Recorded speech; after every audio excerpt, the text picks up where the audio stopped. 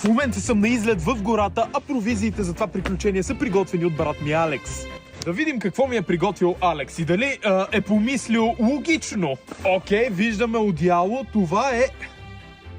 това е одеялото на кучето ми Риджан. То е пълно с косми, бе! Следващото нещо, което Алекс ми е приготвил поради някаква причина е лабубо. Явно да ми пази страх в гората. Не знам какво може да има тук. Имаме четка за зъби Philips Sonicare, както имаме и тоалетна хартия. Добре, необходимости, така е. Приготвил ми е също така и нещо за четене, манга. Имаме също така неща за пиене и за ядене и сега е време да намерим място за лагеруване. Ето тук ми харесва. Сядаме на този дънер.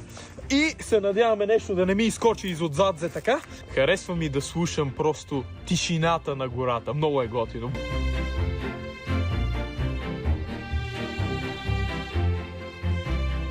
Алекс просто ми е дал изключително калорично нещо за ядене. Течен шоколад, което...